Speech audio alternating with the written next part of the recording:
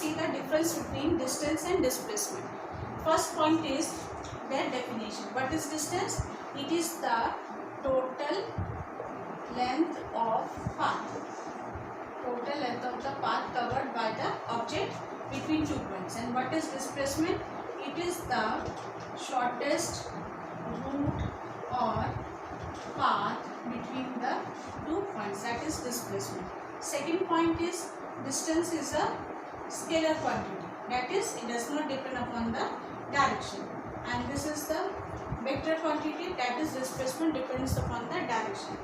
Third is the distance can always positive, because when the object moves from A to B, when it takes the path A to C, C to D, then D to B, the distance is always positive, because if AC is 1 meter, CD is 2 meter and DB is 3 meter, the value will comes out always positive, because it is always increasing. Therefore, it will have only positive value, because it does not depend upon the direction. Therefore, its value always be positive. It can have only positive values, whereas displacement can be positive, negative or even 0. It is possible that it can be 0. When it is 0, suppose an object is moved from A to B, then again B to A, then the displacement will be first in the final position it is A and initial position is also A. Therefore, the displacement will be 0. In this case, 0. Now, another case, A to B.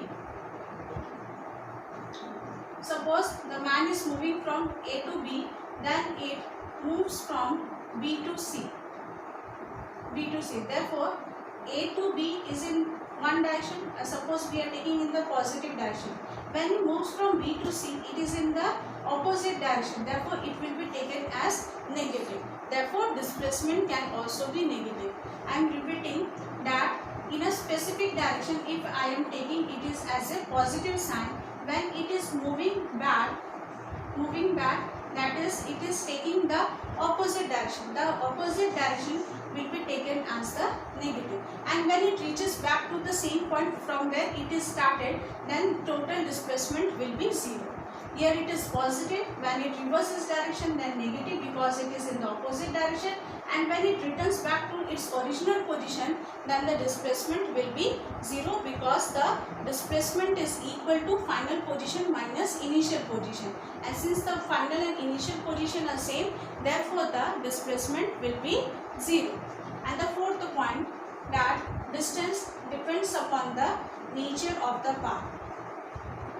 Here I have shown in the example that the distance depends upon the nature of the path, from where it is moving and where it is reaching. It depends upon this. How it is reaching there means how many paths the object is taking from moving from one point to the another point. That is, it depends upon the nature of the path.